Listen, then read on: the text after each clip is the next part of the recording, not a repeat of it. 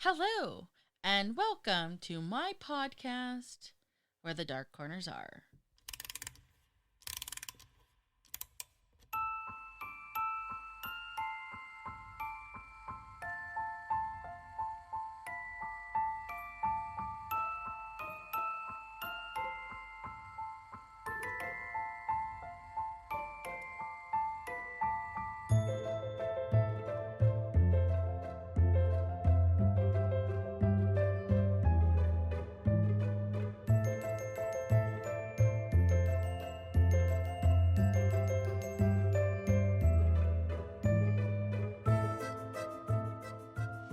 Hello, I'm Vina, and I'm your Dark Travels hostess.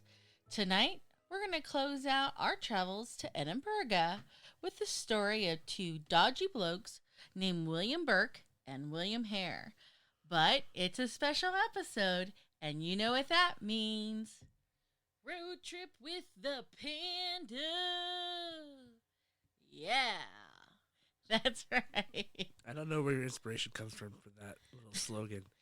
I don't know who that's supposed to be or what that is, but It's not you? it's not us. I'm supposed to be related to you. Uh-huh. Okay. Um well, so like I said, in the first episode covering Edinburgh, I briefly mentioned one of the scenes of their crimes by discussing the haunted vaults. The vaults being, obviously in Edinburgh of William and Burke. Or William Burke and William Hare. And so tonight we're going to go a little deeper and discuss what these evil pieces of shits did to make a few sterlings, a few English pounds. But I think from here on out, we'll just call these sons of bitches Burke and Hare. Does that? I guess that works. I don't even know. Well, their both name was William, so that So it's the William gang, the Williams, the wet William bandits. yeah, something like that. Okay, so like I previously shared, the vaults were basically this decrepit and devoid of humanity, and everybody that lived there in these vaults, they were rapes, thefts, and murders. And sadly, it obviously doesn't come to no surprise that Burke and Hare actually uses these vaults to their advantage. Now, kind of to set the scene, we're talking 17th century Scotland, Edinburgh, and so a lot of poverty, a lot of just, no sanitation. It's gross. And, money's hard to come by. Work is hard. Life is hard. And part of what feeds into this situation that Burke and Hare creates is that Edinburgh at that time was known for advanced medical science. And in order to be known for that, you have to be, well advanced in the medical field. You have to have really good medical schools, and medical schools mean teaching and studying the human bodies. And to be able to do all of that stuff, to be the top dog, they need dead bodies. They need cadavers. Cadavers. There's something with that word. I don't know. Deathly volunteers. Right. And then on top of everything else, Scottish law is like, hey, corpses that are used for medical research can only come from those who have died in prison, suicide, or known as strays. Okay, I don't really know what a stray means, but basically an unknown, and orphans. So the medical schools at this time, they're not really going to ask, like, hey, where'd you get this body? And they kind of create basically a black market. And Burke and Hare are the two pieces of shits willing to pay their rent and profit from this situation. So to kind of give a little background on who Burke and Hare were, Burke was born in 1792 in Erne, County Tyrone, Ireland. He was born in the middle class. He joined the British Army as a teenager. In 1818, he married, but he got into an argument with his father-in-law over land ownership. And Burke up and leaves his wife and family. He basically abandons them. He heads to Scotland, hooks up with his second wife, Helen McDougall. And yeah. Then in 1820, he goes to Midlothian to work the harvest, and that's where Burke actually meets Hare, who's also there working the harvest. As for Hare, there's actually not a lot of information on this guy, but they do believe he was born in Armagh or County Armagh or County Londonderry or Newry, I believe in Ireland. And he's actually considered illiterate, quarrelsome, has a violent temper, and is a amoral character. And he basically has like a lot of physical feature scars to kind of show how violent he is. But when he does get arrested in 1828, he gives the age of 21, which I actually don't think is accurate because that's pretty young. But again, nothing has really been confirmed. Well, they don't live very long, right? These people don't make it past, what was it, like 50 something? Yeah. So 21 is like their prime, and then that's it. Well, he's prime, all right. He's ugly. Yeah. So we do know that he comes to Edinburgh in the mid-1820s, where he himself lodges at what's called the Tanner's Close. That's what they called lodges or closes. And at that time, the Tanner Close was owned by a man named Lug and his wife, Margaret. When Lug dies in 1826, Hare actually marries Margaret, and hence he now becomes the owner of the Tanner Close. Is she ugly too? I He's got scars on his face, and he's a dumbass, right? Right. He's ugly. He's mean. You know. I don't think anybody looks pretty in. If you're gonna beat tough, you gotta be tough. You know. 28. Nobody's looking good these days. All right. Okay. Anywho, so at the harvest, they become friends, and Hare invites Burke and his wife, Helen, to come stay with him at the Tanner Close in November of 1828. Now, when they move to Edinburgh, Burke and Helen become hawkers, which basically means they're selling secondhand clothing to impoverished locals. But Burke actually kind of changes his career a little bit and becomes a cobbler, shoe cobbler. And what? I can't sniffle? I'm listening. Keep going. Anywho, he actually becomes kind of a little popular with this new career. He would entertain his clients by singing and dancing while on their doorsteps while cobbling their shoes. So he's actually kind of a likable kind of a guy. Burke. Burke is correct. The guy you said is ugly. No, Hare's ugly. Oh, okay. Burke is the guy who didn't divorce the girl because of daddy issues. Correct. Okay. However, Burke and his wife and Hare and his wife, the two couples actually living together acquire a reputation for hard drinking and basically having boisterous behaviors. So they're all living together at the Tanner Close when a third roommate / lodger by the name of Donald, no last name given, up and dies from dropsy on November 29th, 1827. And the problem is Hare is a little pissed because Donald owed rent. So Hare is complaining to Burke about it. And they kind of come up with the idea of, well, he's dead. Why don't we just earn the money back by selling his body to the Edinburgh Medical College and recoup the rent? But they do have a slight problem. I mean, the idea is brilliant. We'll just sell the body. The problem, though, is that Donald had a coffin. The local parish paid for a coffin for him. When the carpenter arrives, he arrives with the coffin. He puts Donald in it, and then he seals it, and he leaves it there until it's time to actually bury the body. So what Burke and Hare do is they basically wait for him to leave, and they open the coffin themselves. They remove old Donald. They stuff him under the bed. And then they refill the They refill the coffin with bark and then seal it. And then they just basically watch the carpenter take off with the coffin and they bury it. This is their first time. They're obviously nervous and all this shady shit. They wait till after dark. And as soon as the coffin is taken for burial, they hop, skip, and jump over to Edinburgh University. And once there, they start a relationship, if you will, a wheeling and dealing relationship with a Dr. Robert Knox. At this time, they settle on £7 or 7 sterlings and 10 pence. Hare gets the bulk of it because he owned the tanner and he was owed rent. and Burke gets, the smaller portion. But at this time, they actually begin to realize how profitable body snatching trade could be. But again, the bigger issue is, okay, Donald was a gift. He just died. But waiting for people to die is not as appealing either, because you don't know when they're going to drop dead. And on top of that, not knowing when people are going to die, they also had the problem of, because the black market cadaver situation was a big issue, people of Edinburgh were getting wise to midnight grave diggers. They actually had a name for them. They were called resurrection men.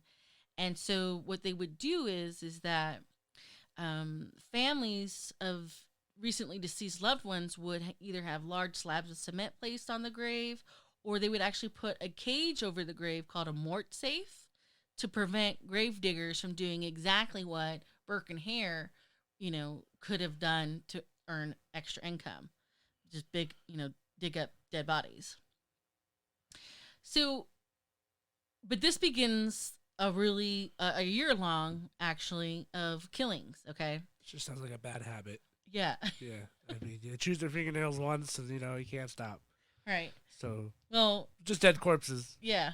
I mean, I think dead corpses are back on the rise these days. You think so? I mean, come on. Nobody's dying now. So this universities need to study something, right? Right. So I feel like this would be a good idea for some people to start paying their rent. Right. Well, I'm just saying. Right.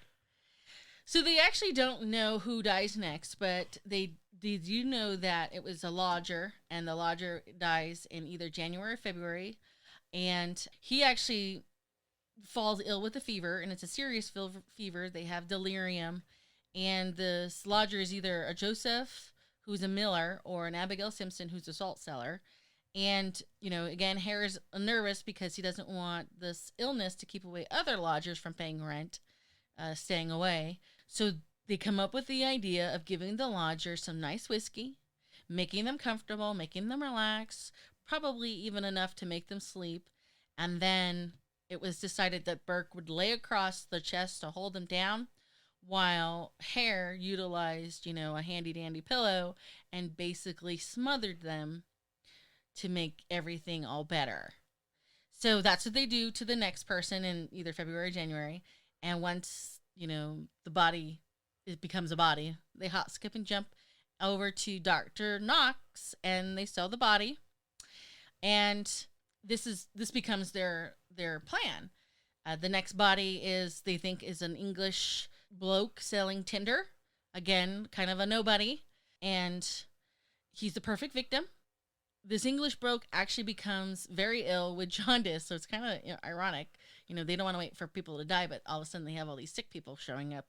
But this guy actually becomes very ill with jaundice, and he is very ill.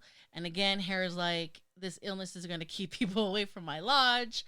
We're just going to have to kill him, and that way we'll pay his rent. So, your fault. You're sick. You're paying my rent. Right, exactly. They kill them by laying on top of him. Right. They just pure body weight after liquoring them up. Right.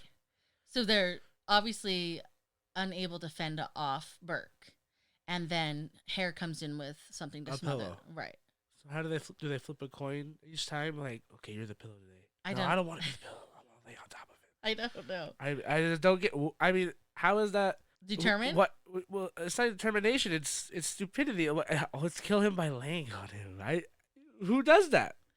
Well, Hare and Burke. Well, yeah, yeah. But where did they get this idea? If we lay on him, he'll die. Well, they actually kind of get a little inventive, with a couple of different things. The next person who gets Burked and Hared, basically. Burked and Hared.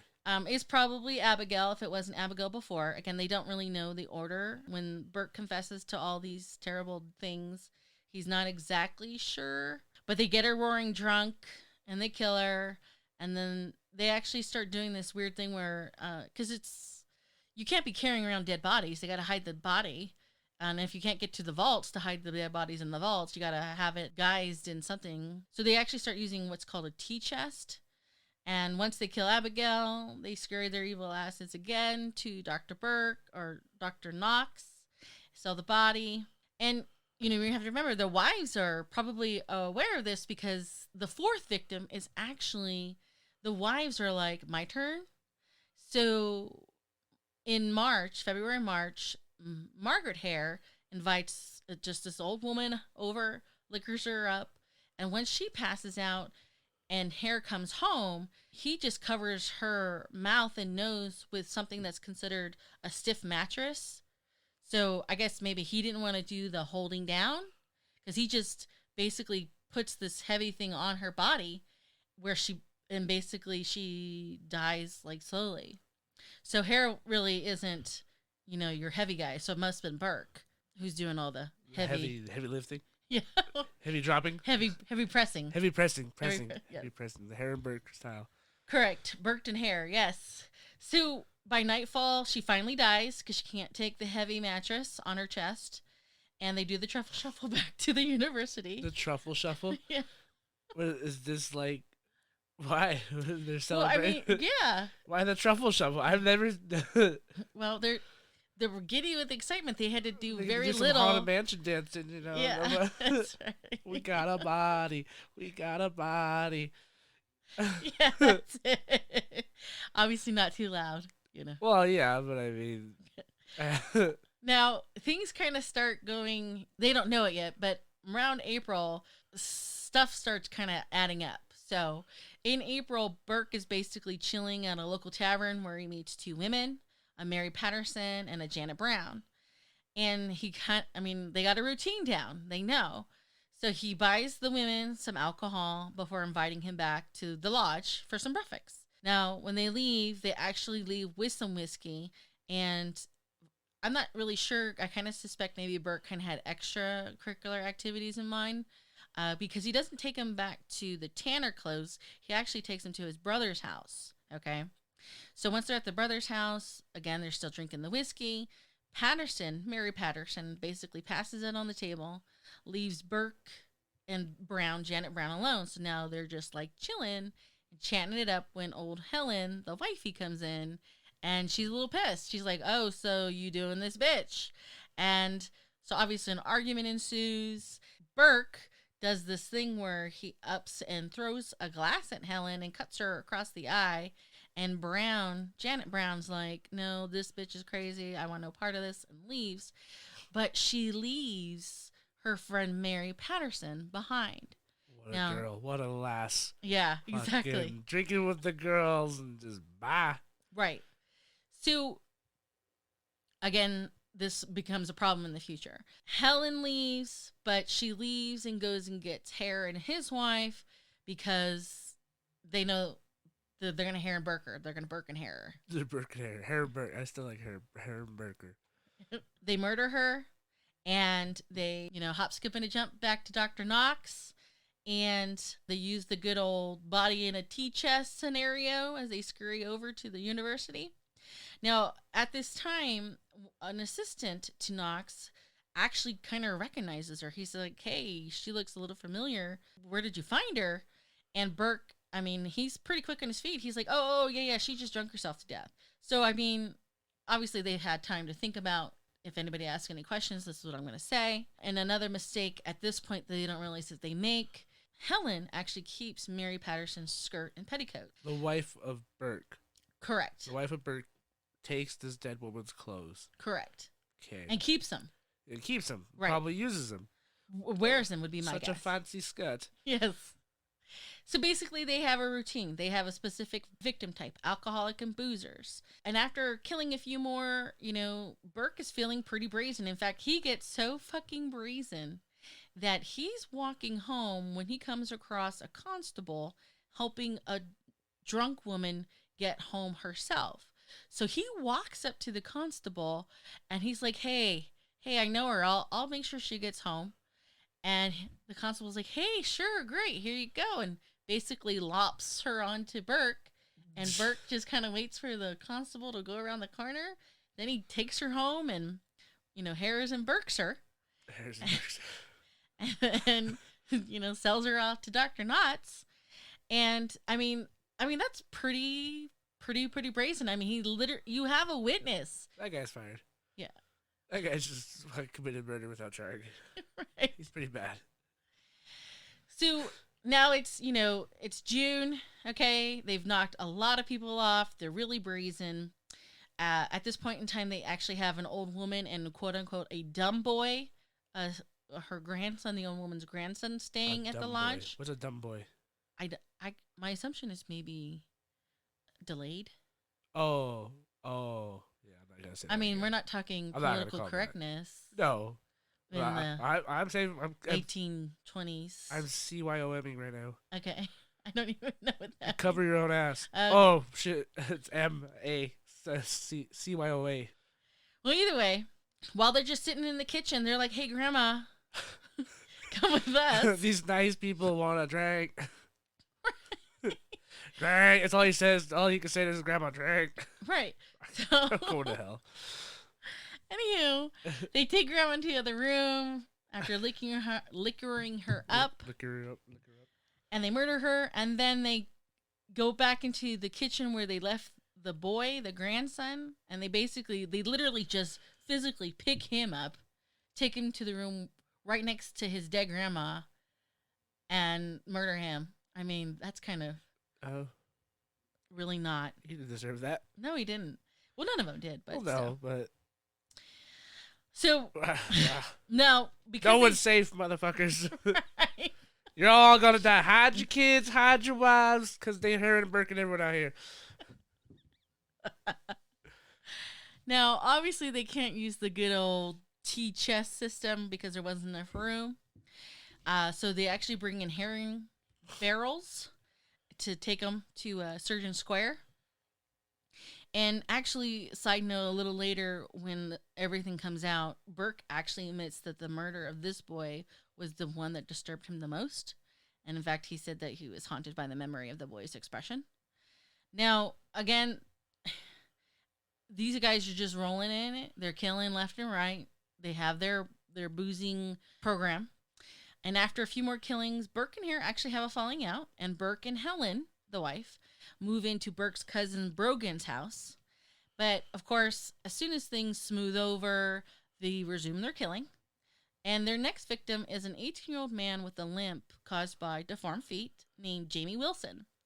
And he's given the nickname Daft Jamie, as it is believed that he was development delayed. But he was actually well known because as a homeless person, he went around begging for a living. So people actually knew him.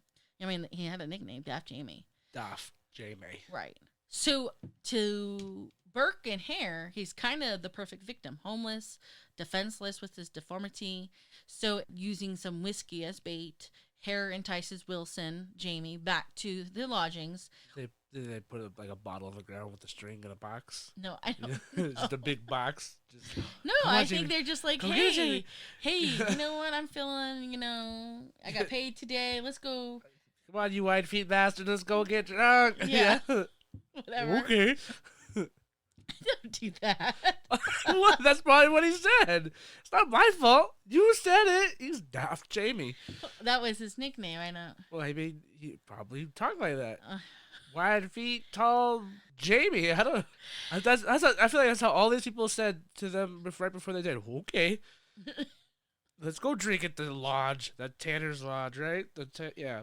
Tanner Clothes, yeah. Yeah. Okay. Well, either way, I mean... so they liquor him up, and just when they think Jamie's right for the killing, Burke and Hare lead Jamie into the killing bedroom, and to their surprise, Jamie's actually not as drunk as they thought, and he actually fights back, but there's two of them, and Burke just knows how to do it.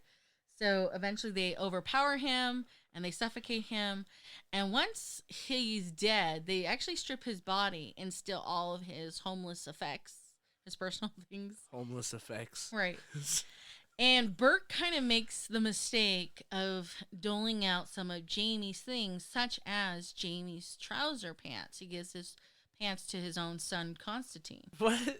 Yeah. So it's probably, what's the kid's name? What's the kid's name? James? Constantine? Yeah, the son. The son? Yeah. So it's like Constantine's 8th birthday, and the dad comes home for his birthday. He's all excited. What'd you give me? got you this loincloth for the infamous Jamie. It smells just like him. Like, what are you gonna give him? I don't know. What, the homeless effects to an 8-year-old? I don't know how this kid is, but I'm assuming this kid's young and he doesn't care. He's like, Dad's home.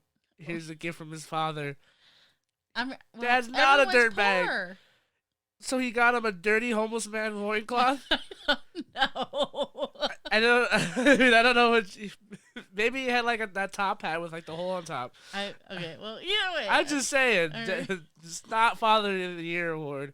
Well, no, and again, they don't know it yet, but they're making huge mistakes because Jamie, like I said earlier, was well known to the people of Edinburgh. And so when they bring his body in, the Dr. Knott's students actually start saying, I know him. They recognize Jamie. So now Knox, who, has to know that Burke and Hare aren't just finding these dead bodies by chance. They're not just falling dead right in front of them. They're just scooping them up. So, I mean, Dr. Burke has to know that they have to have some part of their demise. Knox or Burke? Burke and Hare have to have some part of these dead bodies. So wait, you're saying now Dr. Knox is putting... I think Dr. Knox is always known. Well, I think they should just nickname him Dr. K, because you watch South Park with the counselor. He goes, okay. No. Okay. Well, yeah. Yeah, you don't lie to me. You're an adult. Everyone's watched South Park at least once. The counselor, Mr. Mackey, I think his name is, he goes okay to basically everything at the end of the sentence. So I feel like, Dr. K was just picking up bodies. He probably asked the question, where'd you get this? So don't worry about it. Okay. Okay, well. Okay. That's all his answers were. Okay. I've got a body. Okay. Well, he has a problem now. Dr. MK has a body now. Problem now, actually. Because he knows that people are recognizing Jamie. So what he does is he goes ahead and he dissects Jamie's head. He removes Jamie's head from his body. And then he removes his feet before the main dissection because... obviously, the head to avoid Jamie's facial recognition, and the feet because of their formality. So now he's kind of like, oh, well. The feet recognition. We'll never know now if this was Jamie. Who knows Jamie's feet? Right. A bunch of foot fetishes in the back of the day. Right. Come see Jamie. Right. On a long night after work. Can I see your feet? Anyways, Jamie, moving forward. Can I see your feet, Jamie? Their final victim is a Margaret Dockery. She's a middle-aged Irish woman, and Burke convinces her to join them at the Brogan's logging house by telling her that, oh, my mother was a Dockery, and she was from the same area as Ireland. And so Margaret's like, oh, we're like family, we're like kin. And so they start boozing it up. He gets her drunk, but he leaves Margaret there with Helen, the wife. And he's like, hey, I got to go get some more whiskey, but he's actually going to go get Hare. He goes and gets Hare, but they come back and they realize they kind of have a problem. Aside from Margaret, there are 2 other lodgers, an Anne and James Gray, also staying at Brogan's house. And so what they do is they don't want to kill Margaret with Anne and James there. So they're like, hey, we're going to pay you to go stay at Hare's lodgings tonight. And Anne and James are like, okay, cool, we can do that. It's a little weird, but all right. And so they leave, but they actually come back a little bit around 9-ish because the Grays need to collect some of their clothing for their children. And at that time, they see everyone's alive, everyone's all drunk, everyone's singing and dancing. And so they leave. And after Anne and James Gray leave, that's when Burke and Hare kill Margaret. They put her body in a pile of straw at the end of the bed. And they leave her there. I'm not exactly sure why. They don't get like a chest, put her body in a tea chest. But when the Grays return the next day, everyone's kind of acting a little funky and they pick up on this vibe. And at one point in time, Anne tries to go to the bed where they stuffed Margaret's body. And Burke was like, no, you can't go over there. And Anne's like, why? So, I mean, it's a real funky atmosphere. And Anne kind of just plays it off, but basically what she does is she waits until everyone leaves the house, which was stupid on the part of Burke and Hare and Helen and the wife of they're Hare. not the brightest couples, right? No, in Ireland at this point. Well, Scotland. Sorry. But once the house is clear, Anne goes to that bed and is like, why? What was the big deal here?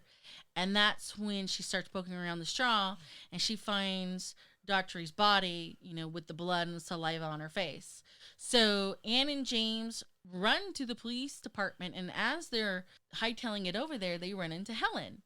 And Helen knows, she could see automatically that they know that it's all super bad. And she tries to actually buy their silence for £10 or 10 sterling a week, but they flat out refuse. And I don't know if Helen or Hare and Burke knew this, but Anne and James were actually some type of relation to Margaret, the lady they just killed.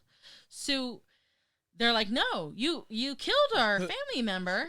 You killed our cousin. Right, or our grandma or somebody. They head to the police. Helen hurries home to tell Burke and Hare, we gotta move the body. So Burke and Hare quickly take the body. They take it to Dr. Knott's surgery. And while they're doing that, the police arrive at Brogan's house and they find Daughtry's bloodstained clothing hidden under the bed. And so they start, hey, Helen and Burke, what's going on here? They actually give several different accounts to what happened with Margaret. And because their story isn't consistent, it naturally raises the police's eyebrows, and Burke and Helen are taken in for further question. And at the same time, they send some constables to bang on Knox's door, and they walk in with James, and James is able to identify Daughtry's body. So they're caught. Okay. Their stories are consistent with Helen. They found the body. They know they sold her body to Dr. Knott's. And the very next day, as they're trying to figure this all out, piece it all together as quickly as they can, Hare and his wife get arrested, as does Brogan, the cousin, because all this happened at his house. No, not the cousin. I know. You didn't know?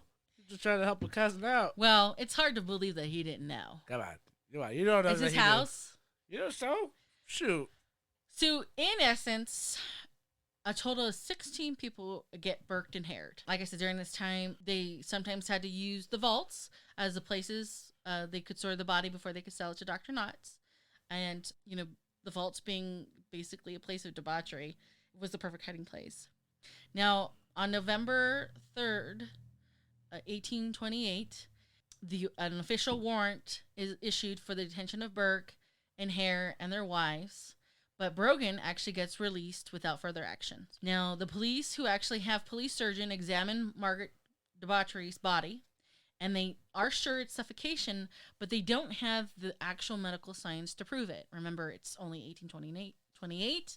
They're not even sure. I mean, I don't even think that they have figured out that no two fingerprints are alike. We're talking forensics science being not even in infancy, okay?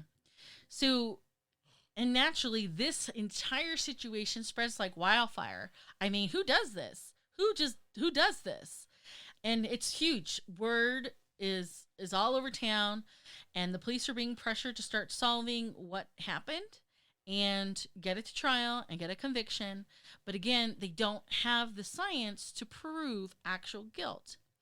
So, in addition to this, people are starting to come to the police confirming that some of the evidence that the police had gathered belonged to some of the missing people. Remember what I said earlier about Janet Brown, the girl that took off because Helen and Burke got into an argument, and she left her good old friend Mary Patterson? She got the skirt still. She's got the skirt still. So Probably wore it to the police station. I love this, Scott. Well, Janet goes to the police station. She confirms that the skirt that they found in Helen's possessions was Mary Patterson's, and then a local baker informs the police that Jamie Wilson's trousers are being worn by Constantine, Burke's son. So, I mean... The baker recognized Jamie's trousers. Well, I'm sure Jamie begged at his bakery for some breadcrumbs or something. So the pants must have been fancy or something. Well, must have been some dirty fancy pants or something. That's why the kid got them. It's like, look how fancy my pants are from Daddy. Anyways. So, because of the local baker, November 19th, a warrant is issued for the murder of Jamie Wilson. and obviously Mary Patterson as well. So the police, because they don't have the forensic evidence to verify that they've been killed by these two people, they know they need someone to talk. On December 1st, they actually approach Hare to give him the opportunity to roll over, and he does. For his willingness to testify against Burke, he is offered not only immunity, but because he can't testify against his own wife, all the charges will get dropped against her as well. So, Hare confesses everything he knows about the killings, and on December 2nd, Burke and Helen get charged with the murders of Mary Patterson, Jamie Wilson, and Mrs. Margaret Daughtry. Their trial begins 10 a.m. Christmas Eve before the High Court of the Judiciary in Edinburgh's Parliament House. The case is heard in front of Lord Justice Clerk David Boyle, supported by the Lords of Meadowbrook, Pitmilly, and Mackenzie. And if you guys remember from the previous episode, this is the same guy, the Mackenzie poltergeist guy. The case itself literally goes all into the night and into Christmas morning. And by 3 a.m., Burke's attorney gives his final remarks. He speaks for 2 hours. And then the prosecution will speak for another 3 hours. And at 8:30, the jury retires to deliberate. It takes the jury 55 minutes to come back with a guilty verdict for the murder of Mrs. Daughtry. They actually don't levy any guilty charges against Helen, and she's free to go. But this situation has pissed off a lot of people. So she leaves. She's free to go. She leaves. She goes and she buys some whiskey. And an angry mob sees her and gives her chase. So she hightails it to the local police station. And the mob actually attacks the police station. So she's forced to jump out the back window. And, she goes to see Burke, and her request to see Burke is denied, and she actually ends up leaving Edinburgh and never returns, and nobody really knows what happens to her after that. Now, Margaret also gets released, but she gets released in January. She travels to Glasgow. She finds a passage back to Ireland, but while she's waiting for the ship to go to Ireland, she gets recognized, and she's attacked by a mob. And just like Burke's wife, Helen, she runs to the police station, and she has to be escorted back to the ship, to the Belfast-bound vessel. And again, they don't really know what happens to her after she reaches Ireland. Now, Hare gets released on February 5th. He's actually held longer for his own protection because they know what's happened to the two wives. He tries leaving Edinburgh in disguise by a mail coach to Dumfries, but he gets recognized, and when he makes it to Dumfries, because of people know who he is, and it spread like wildfire, a large crowd gathered where he was staying. So again, the police actually have to intervene, and they actually use a decoy coach to draw the crowd off while Hare escapes through a back window and heads to the town prison for safekeeping. But the crowd actually follows, and they're really pissed, and they actually start throwing stones and breaking doors or windows and street lamps, and they actually have to bring in 100 special constables to restore order. So, people are really pissed off that Hare is getting away with this. Now, they wait until the small hours of the morning, and being escorted by a sheriff officer and a military guard, Hare gets taken out of town, and he's basically set down on this Annan road. And he's basically told, get your arse to England because we don't want anything to do with you anymore. And he basically disappears after that. But this all, of course, leaves Burke. Burke makes a full confession, citing what both he and Hare did. And he gets hanged on the morning of January 28th, 1829, in front of a crowd as large as 25,000 people. But here's the irony. After Burke is hanged, his body gets publicly dissected at the Edinburgh Medical College, where they've been selling all the bodies to. And you can still see his skeleton at Surgeons Hall Museum today. And if that's not enough, and more morbidly, a book has been made from his skin that you can also see at the museum. Ew. Yeah, and they even have like a death face mask of him. Why? I don't know, to teach a lesson? Was that the only murder in Scotland? Everybody after that was like, nah, we're good. I don't know. I don't want no book. I don't want my spine being the spine of a book. I don't know. This is fucked up. Even they didn't kill that bad. They just, I mean, sure, they murdered people and it wasn't good, but, like, at least they were, like, not desecrating corpses. I mean, they weren't. Knox was, but it was for science. Right. Well, after all this is said and done, okay, there's actually a little bit of, like, a kid's chant, a kid's lullaby, or kid's... Okay. Like when the bridge is falling down. Yeah. Okay. Yeah. Okay. It goes like this. Up the close and down the stairs, butt and bent went Burke and Hare. Burke's the butcher, Hare's the thief, Knox the boy that buys the beef. So. Where's the beef? It's at Dr. Knox's house. Okay, well, that was... pretty good. It's pretty good. That's fucked up. Only Burke gets the only one to bite the bullet. Yeah. Everyone else gets away with it. I'm surprised the cops just didn't, it's 1700s, right? I'm surprised they just go, I didn't see nothing. The mob's here. I should probably go home. It's not worth your life, bud. Well, either way, so that is our final Edinburgh episode with the terrible story of the vaults being used by Burke and Hare, the two Edinburgh killers. Okay, so any final words from the panda? From the panda himself. It was good. It was good. I mean, not good. It's not good. Sorry. It's not good. It's not a good story to tell at night. Because then you go home and think, if I drink too much, Burke and Hare are going to show up in my house. And Burke and Hare you? Burke and Hare me, just a man on top of me. The man trying to take my pillow and use it against me. I mean, it's kind of frightening, Right. You can't go out to our local bar, Watering Hole, and you see two guys, ugly Scarface McGee and handsome Burke, hanging out together. You're in the wrong place.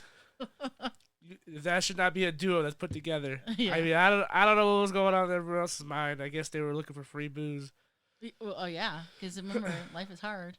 Well, they picked up these people. I mean, like. Well, final words. I mean, that's basically it. I mean, glad to be here once again. Just keep telling me these torture porns. Torture porn. That's what they are. Okay. These murderous torture porns. They just scar me. Yeah, you'll sleep fine. Oh, I don't think so. Well, that's it, dark fellow travelers. That's all we have for tonight. Goodbye. Have a great night. Panda out. However, if you have a place that you would someday like to see where their dark corners are, or have a specific tourist attraction in mind, send me an email at wherethedarkcornersare@gmail.com. So until next time, please remember, only the few can find the beauty in the darkness, which is why I hope to meet you where the dark corners are.